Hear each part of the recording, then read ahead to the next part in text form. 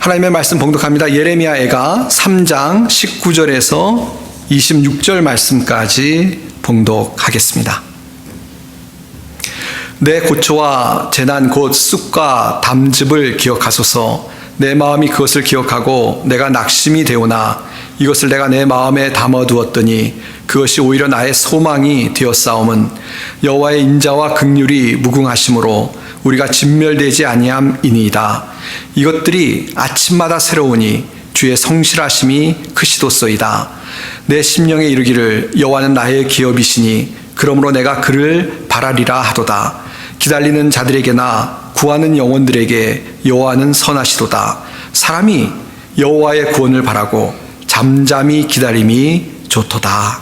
아멘.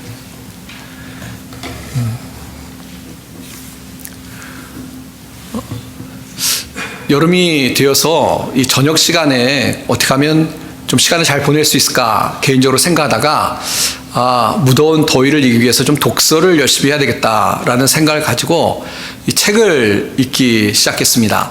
근데 고상하고 어려운 책은 날씨가 더우면 졸음이 올 것 같아가지고요. 좀 가벼운 책을 읽어야 되겠다는 생각이 들어서 옛날에 읽었던 이 셜록 홈즈 시리즈를 읽기 시작했습니다. 이 셜록 홈즈는 아시는 것처럼 이 영국의 작가가 쓴 이 탐정 소설입니다.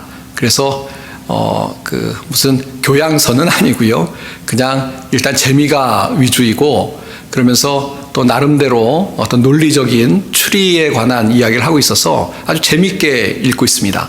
근데 그 중에 그 내용을 읽다가 그렇지라고 무릎을 치는 내용이 있었는데 뭐냐면 이 소설의 배경이 영국인데요. 특별히 가끔 이 셜록 홈즈가 영국의 시골에 그 사건을 해결하기 위해서 출장을 가는 경우가 있습니다. 여행을 가는 경우가 있습니다. 한 번은 어떤 시골, 영국의 아름다운 시골을 이렇게 지나가면서 같이 이제 여행을 하는, 출장을 가는 이 친구와 이야기를 나누는데 그 친구, 왓슨 박사라는 사람이죠. 그 사람이 그 아름다운 풍경을 이렇게 보면서 정말 영국의 시골 풍경이 참 아름답다라는 이야기를 했습니다. 충분히 왜 그림이 그려지는 것이죠. 푸른 어떤 들판에 아름다운 집들이 있고 나무들이 서 있고 그런 풍경을 보면서 그런 이야기를 합니다.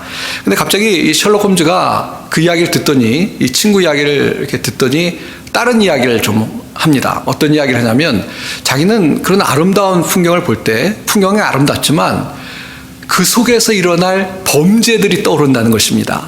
그러면서 오히려 런던 같은 대도시는 사람들이 모여 있으니까 어떤 사건이 일어나도 또 일어나기도 힘들고 사람들이 촘촘하게 살고 있으니까요.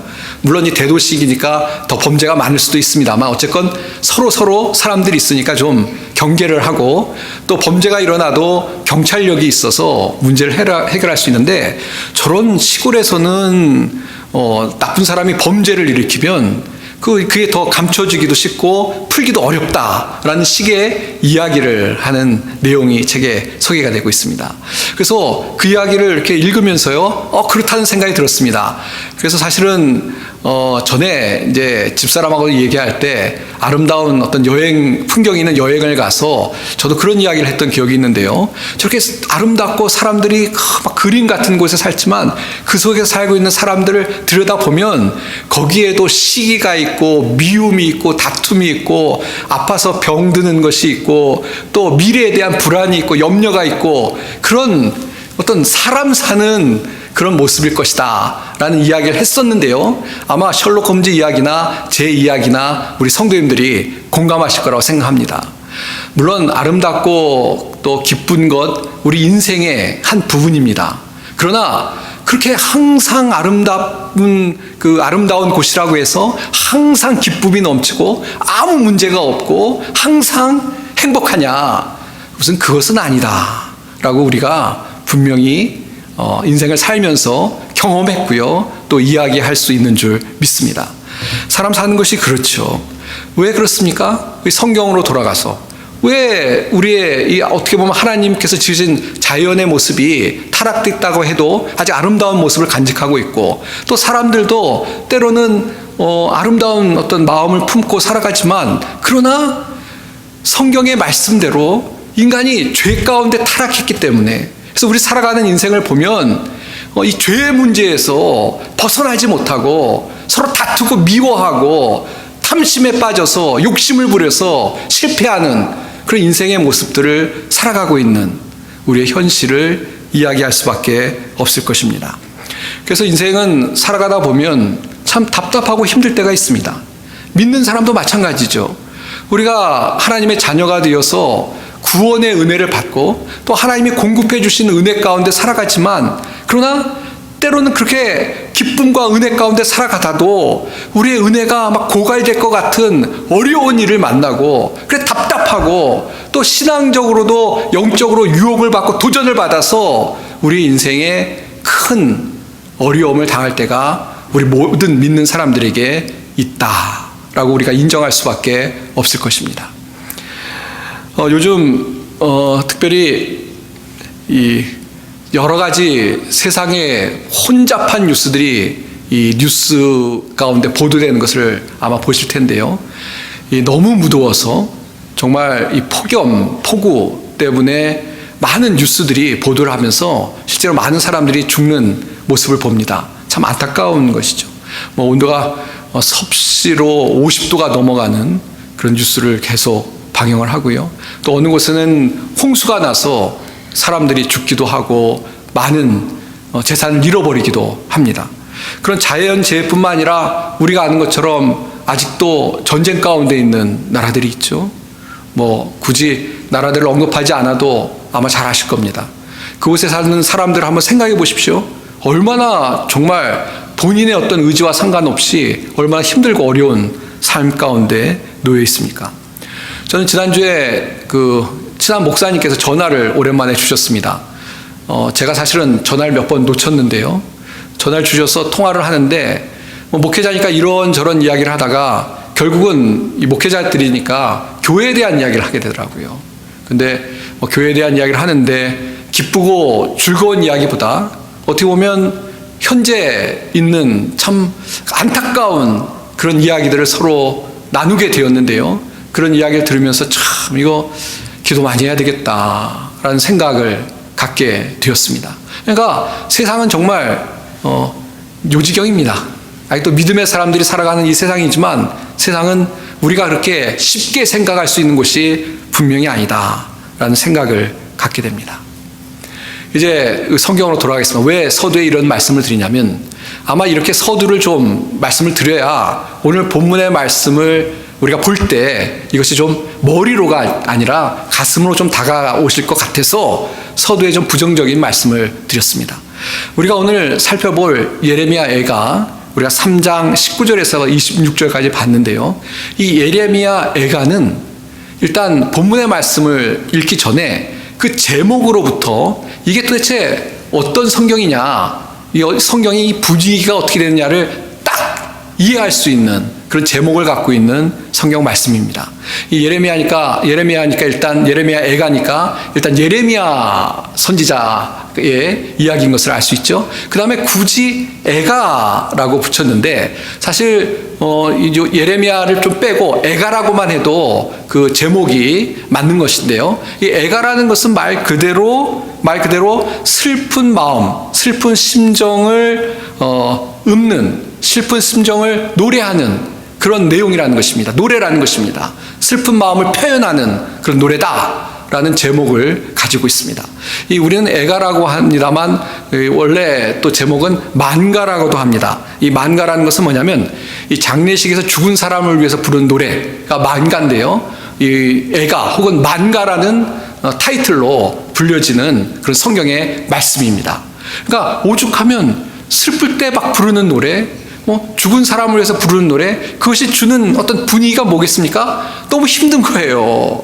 너무 힘들고 기가 막혀서 어떻게 보면 하나님께 노래를 부르는데 찬양하고 기뻐하는 노래가 아니라 하나님 앞에 가슴을 치면서 너무 슬퍼요, 너무 힘듭니다라고 하나님을 향해서 부르는 노래가 바로 예레미야가인 것입니다. 그래서 오늘 본문의 말씀 보시면 오늘 본문뿐만 아니라 애가 전체의 그런 내용들이 나오고 있는데요. 너무 답답해서 하나님 앞에 그 마음을 토론하고 있는, 막 이 고난과 어려움에 대해서 반복적으로 이야기하고 있는 그런 모습들을 봅니다. 읽지 않았습니다만 지금 보시면요, 3장 1절에 보시면 뒤에 고난 당하는 자는 나다라는 구절이 있습니다. 고난을 지금 당하고 있다는 걸 표현하고 있습니다. 내가 고난 당하고 있다라고 이야기하고 있는 것을 봅니다. 그래서 2절에도 보시면요, 이 어둠과 빛을 이야기하고 있는데요, 어둠과 빛을 이야기하고 있는데 지금 이 선지자가 빛 가운데 가고 있습니다. 빛 가운데 가고 있으면 좋지요, 기쁘죠, 희망이 있죠. 그러나 2절 보시면 어둠 안에 걸어가고 있는, 어둠 가운데 걸어가게 하시고 있다라고 하면서 자신의 너무 막막하고 어두운 그런 마음을 표현하고 있는 것을 볼 수가 있습니다. 뭐 구절마다 그런 내용이 있습니다만 뭐 이렇게 건너뛰어서요, 14절 한번 보시면요, 14절에 보시면 모든 백성에게 조롱거리가 되었다. 종일토록 나를 조롱하는, 나를 비웃는 그런 원수들이라고 할까요? 또 백성들이 있다라고 이야기하고 있습니다. 그러니까 조롱을 받는 게 얼마나 힘들고 어려운 것입니까?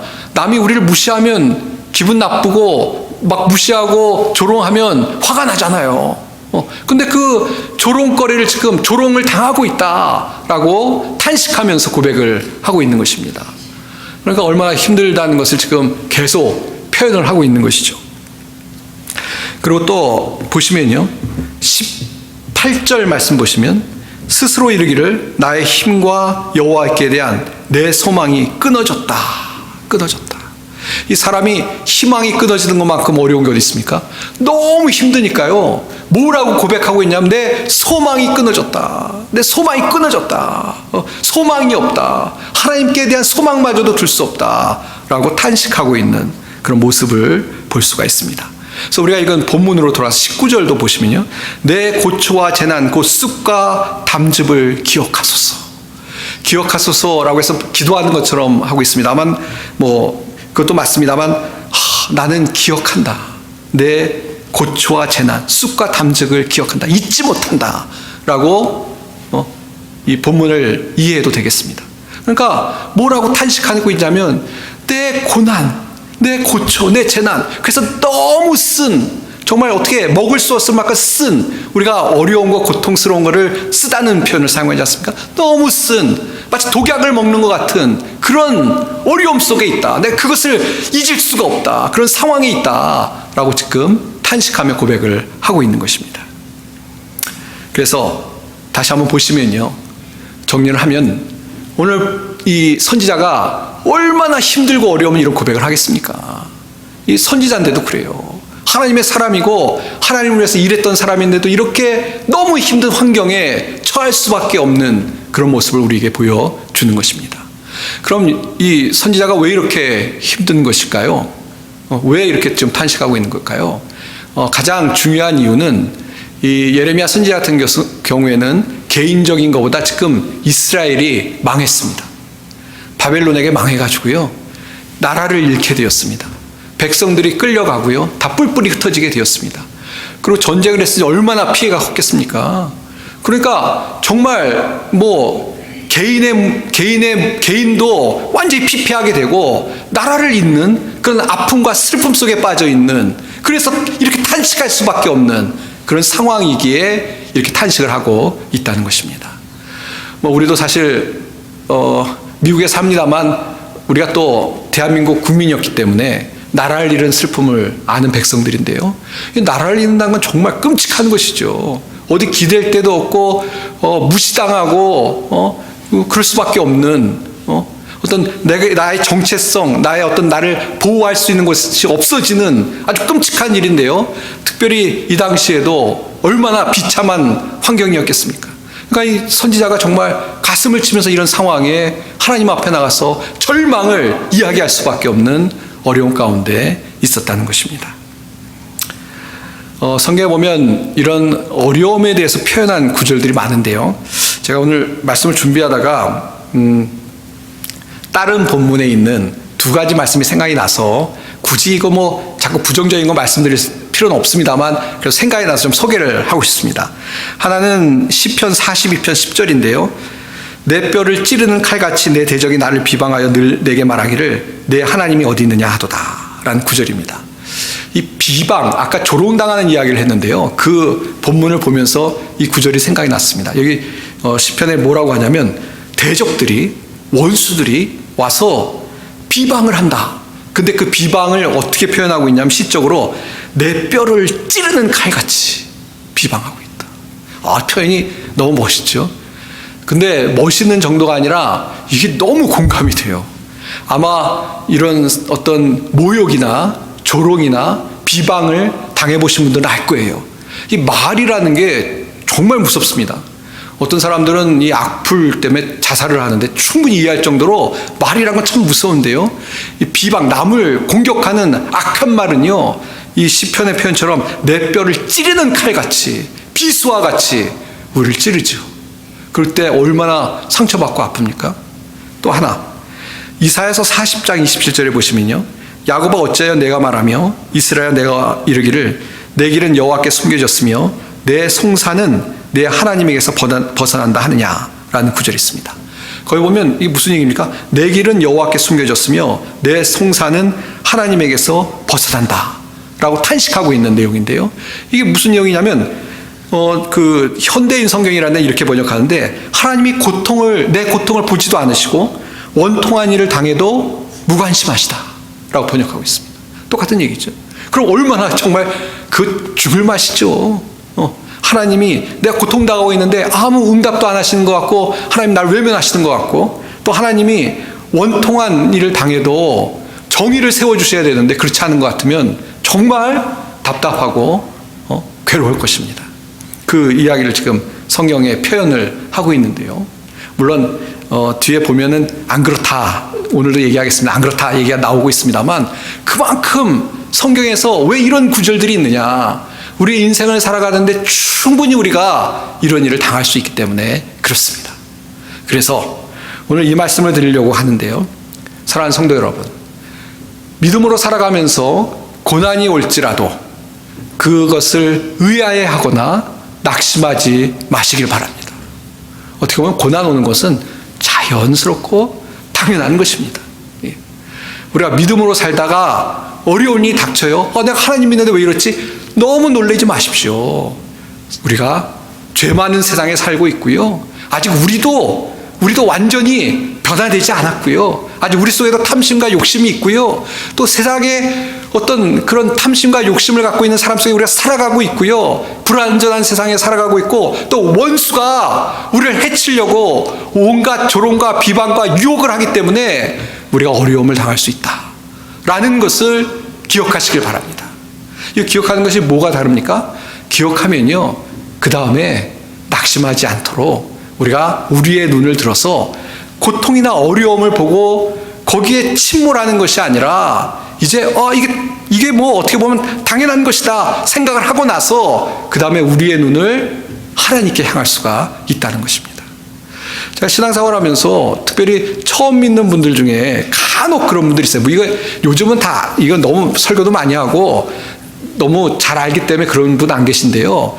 예수 믿게 됐는데 왜 이렇게 힘듭니까? 라고 하는 분이 정말 요즘은 많지도 않고요. 간혹 있는 것 같아요. 근데 원래 복음과 함께 고난을 당하는 것입니다. 당하는 것입니다.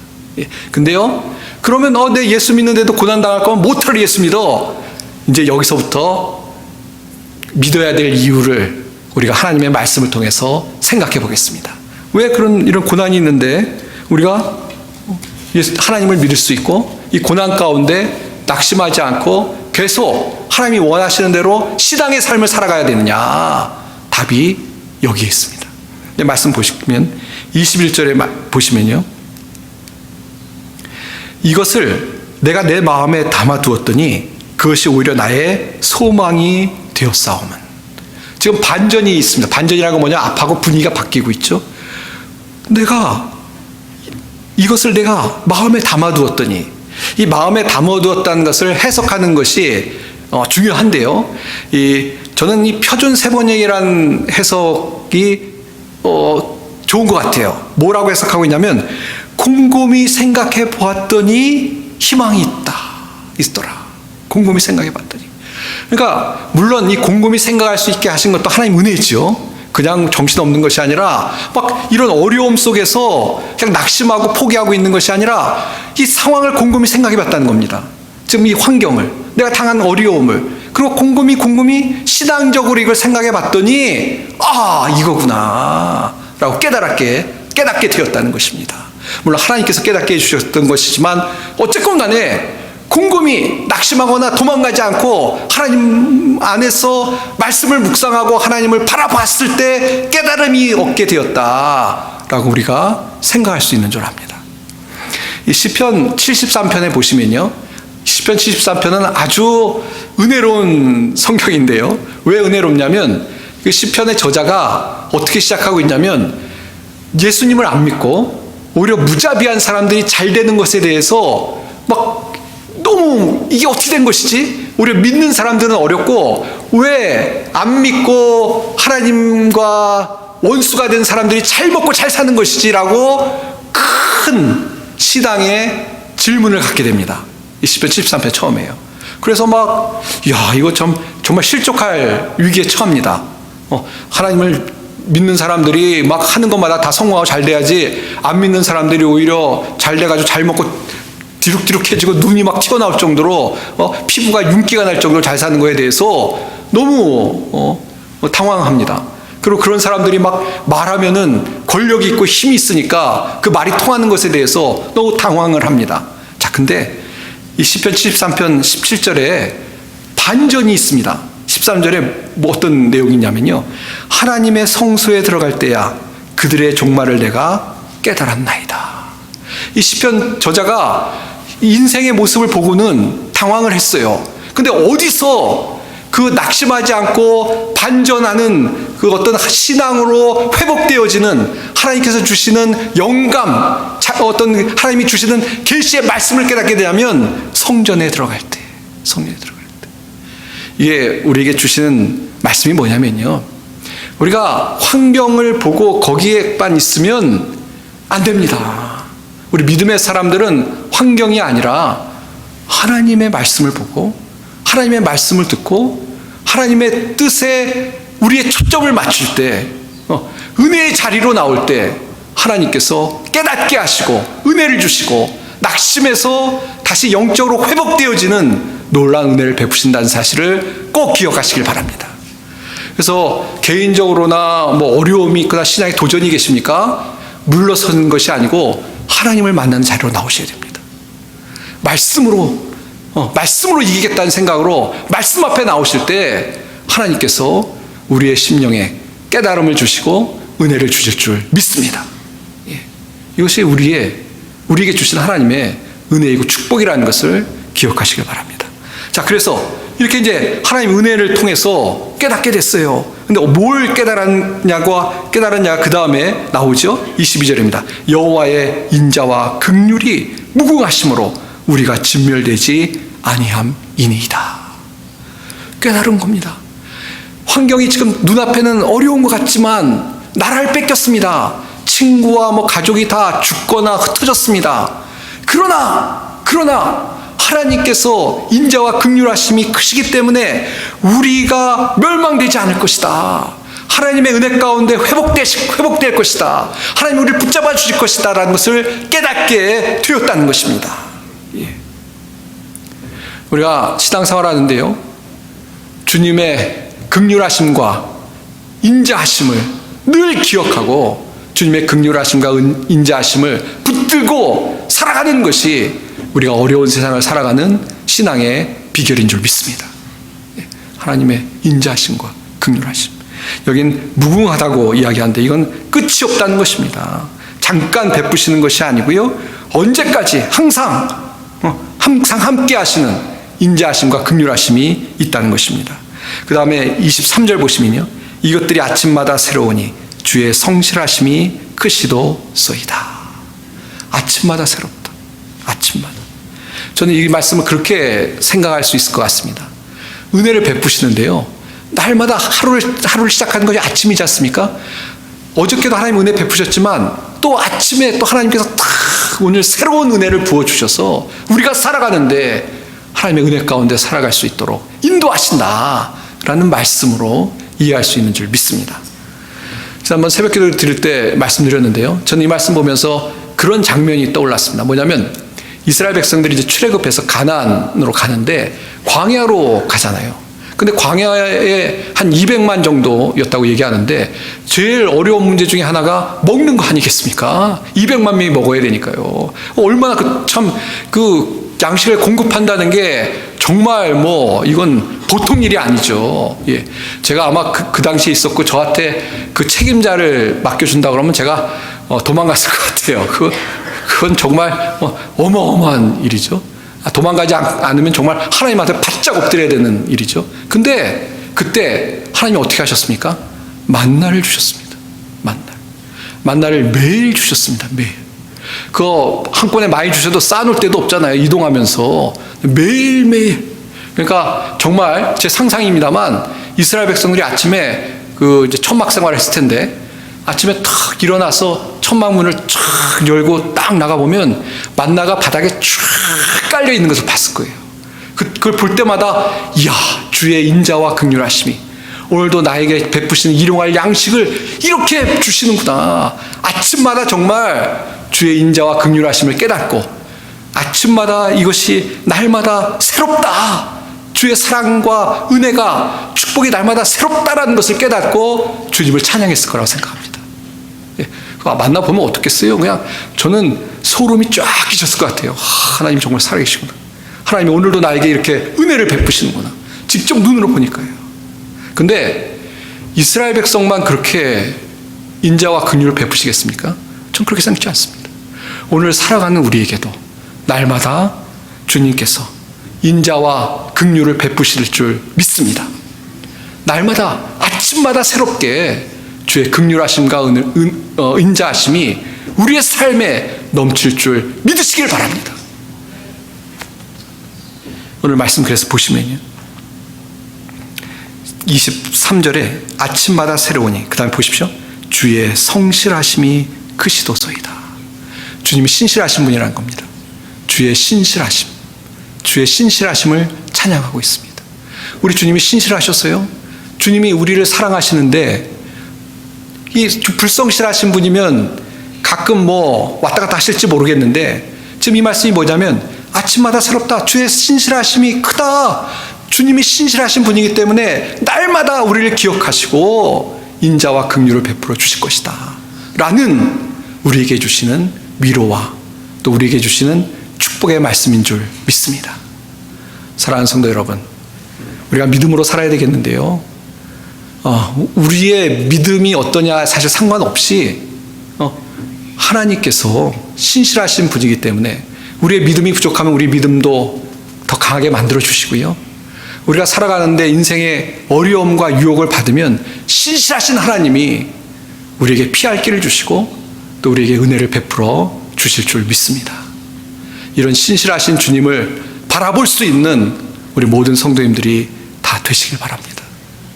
물론 인생에는 어려움이 있어요. 예레미야 선지자가 당한 것 같이 나라가 결단나는 어려움도 당할 수 있죠. 우리가 지금 미국 사서로 그렇지 우리가 저 딴 나라 전쟁이 있는 나라가 살았으면 그런 일이 생기는 거 아니겠습니까? 또 그거 아니래도 개인적으로 건강의 문제, 또 사랑하는 사람과의 어떤 다툼, 또 때로는 경제적인 어려움, 인생에 살아가면 어려움이 있을 수 있습니다. 또 아까도 말씀드린 것처럼 공동체, 나라는 아니더라도요, 교회 생활하는데 우리 교회는 너무 감사하게 사랑으로 우리가 하나로 지금 신앙생활 합니다만 전투가 일어나는 교회들 있지 않습니까? 서로 미워하고 다투고 분쟁하고 모함하고 그러면 얼마나 가슴이 찢어지게 아프고 힘듭니까? 그런 어려움이 있을 수 있어요. 그러나 그것을 우리가 이거 큰일 났다 그리고 낙심하고 주저앉아야 되겠습니까? 그럴 필요가 없어요. 왜냐하면 신실하신 하나님이 우리와 함께 하시기 때문에 그렇습니다. 신실하신 하나님 신실하시기 때문에 우리에게 인자와 긍휼을 베풀어 주실 것이기 때문에 우리에게 소망이 있는 것이고요. 그래서 그 하나님을 의지하고 나아가면 하나님께서 우리의 길을 인도하여 주실 줄 믿습니다. 그래서 뒤에 보시면요, 시간이 없어서 빨리 해야 되겠습니다. 그래서 25절 보시면요. 기다리는 자에게나 구하는 영혼들에게 여호와는 선하시도다. 사람이 여호와의 구원을 바라고 잠잠히 기다림이 좋도다. 그래서 우리가 할 일이 뭡니까? 주님을 믿고, 신실하신 주님을 믿고, 우리가 잠잠히 주님을 바라보고 주의 은혜를 사모하면서 또 우리에게 주신 사명 감당하면서 죄짓지 말고 하나님 뜻대로 살아가면서 믿음으로 달려가는 것, 그것이 우리가 해야 할 일인 줄 믿습니다. 특별히 잠잠이라는 표현이 전 참 좋은 것 같아요. 그냥 믿음이 없으면 말이 많아요. 불평하고 막 말이 많고 요동치고 촐랑거리고 그러는데, 잠잠히 흔들리지 마시고 요동하지 마시고 신실하신 주님을 향해서 정말 믿음으로 굳게 서서 주님 의지하고 주님의 역사하심을 소망하고 기대하면서 나아갈 수 있는 우리 모든 성도님들이 다 되시길 바랍니다. 그럼 주님께서 역사하여 주실 줄 믿습니다. 이제 말씀을 맺도록 하겠습니다. 오늘 말씀을 준비하면서 그 말씀을 꼭 드려야 되겠다는 생각이 들었어요. 뭐냐면 저를 포함해서 우리 사랑하는 성도님들이나 또 우리 교회는 우리 하나님을 믿는다는 것이 어떠한 것인지 좀 분명히 날마다 되새기고 또 되새기고 하는 것이 필요하겠다라는 생각이 들었습니다. 무슨 말씀이냐면요, 우리가 신앙생활 하는데요, 신앙생활 하는데 하나님은 뭐 창조주시다, 하나님은 만군의 여호와시다, 이런 말을 하죠. 다 맞습니다. 그 분명히 우리가 알고 믿고 신앙생활해야 합니다. 자, 근데 신앙생활 하는데요, 하나님을 믿는다고 하면서 하나님이 저 멀리 계시다, 아니면 신앙생활 하면서 믿는다는 걸 머리로만 믿는 거예요. 실제 삶에 나와 함께 하시는 하나님, 나를 지금 지켜보고 계신 하나님, 나의 신음에 정말 귀를 기울이시고 응답하시는 하나님, 그것을 믿는 것이 신앙인데요, 그렇지 않고 그냥 믿는다고 하면서 말은 하면서 실제 살아가는 데는 하나님이 내 삶에 없어요. 하나님께 구하는 것도 없고 하나님께 기대하는 것도 없어요. 그것이 신앙이겠습니까? 전 그 신앙이 아니라고 생각합니다. 그건 그냥 이 표현이 맞는지 모르겠는데 종교 생활하는 거예요. 그냥 착하게 살려고 교회 나오는 거예요. 착하게 살아야죠. 그러나 더 중요한 건 뭐냐면 정말 살아계신 하나님과 동행하면서 정말 살아계신 하나님이 내 앞에 계시다는 것을 분명히 인식하면서 살아계신 하나님이 신실하시기에 나에게 인자와 긍휼을 베푸신다는 것을 분명히 믿고 어떤 삶에 신앙적으로 경험하면서 살아가는 것, 그것이 신앙생활 아니겠습니까? 착하게 사는 것도 그래서 하나님이 살아계시니까 하나님의 뜻대로 살아야 되겠다는 결단 속에서 그냥 척하는 것이 아니라 내가 하나님 자녀니까 하나님 성품을 닮아야지, 예수님을 닮아야지 하는 마음 속에서 정말 주의 뜻을 순종하며 살아가는 것, 그러다 보면 뭐 착하게 살게 되겠죠. 그것이 믿음이고 신앙생활인 줄 믿습니다. 근데 점점 잘 교회가 약하게 되는 것 같아요. 저도 그런 유혹을 받아서 너무 약하다는 생각이 들 때가 많은데 자꾸 신앙 따로 삶 따로 그냥 예배는 드리는데 세상 속에 나가서는 하나님에 대한 기대가 없어요. 하나님이 내 삶에 역사할 것이라는 기대가 없어요. 근데 그 가만히 보면 믿음으로 구한 적이 없어요. 그러니까 기대를 안 해요. 소용없더라. 해보지도 않고 믿음이 없어서. 또 아니면은 조금 구하다가 포기해요. 그러다 보니까 어떤 하나님에 대한 기대나 하나님의 어떤 역사하심, 이것에 대해서 남 얘기로 치부하며 살아가는 그런 모습으로 살아서는 안 되겠다라는 생각이 들었습니다. 다윗의 이야기를 읽으면서 그건 다윗에게 해당되는 거지 나한테 해당되는 거 아니야. 그럼 성경을 못 하겠습니까? 예. 다윗이 정말 하나님을 위해서 의지해서 골리앗과 싸웠는데 그건 다윗이니까, 그럼 나는 나니까. 그러면 다윗의 이야기를 우리가 말씀을 읽을 필요도 설교를 들을 필요도 없죠. 오늘도 다윗에게 역사하셨던 하나님이 우리에게 역사하실 것이다 라는 걸 믿는 것이 믿음이고, 실제로 이렇게 역사하실 하나님을 기대하며 살아가는 것이 믿음의 삶인 줄 믿습니다. 사랑하는 성도 여러분, 신실하신 주님, 인자와 긍휼을 베푸시는 주님을 바라보면서 인생에 어려움이 있어도 우리가 그 어려움 속에서 오히려 역사하실 하나님, 가장 좋은 것으로 신실하게 우리를 인도하신 주님을 바라보고 살아갈 수 있는 믿음의 성도님들이 다 되시길 바랍니다. 이번 한 주간도 신실하신 하나님께서 우리 사랑하는 성도님들에게 놀라운 은혜를 베풀어 주시기를 주님의 이름으로 축원드립니다. 기도하겠습니다. 하나님 아버지, 감사합니다. 오늘 말씀을 통해서 우리 하나님이 얼마나 좋으신 분인지, 신실하신 주님을 묵상할 수 있는 시간을 주시니 감사합니다. 우리 사랑하는 성도들, 세상 속에서 때로는 어려움과 고난과 유혹과 시련이 있지만 신실하신 주님이 나와 함께 하시며 인자와 긍휼을 베푸신다는 것을 분명히 의지하면서 살아가는 성도들이 되게 도와주시옵소서. 이번 한 주간 지켜주셔서 하나님께서 베푸신 은혜를 경험할 수 있는 우리 모든 성도들이 될 수 있도록 복 주시기를 간절히 원하오며 우리 주 예수님의 이름 받들어 간절히 기도하옵나이다. 아멘.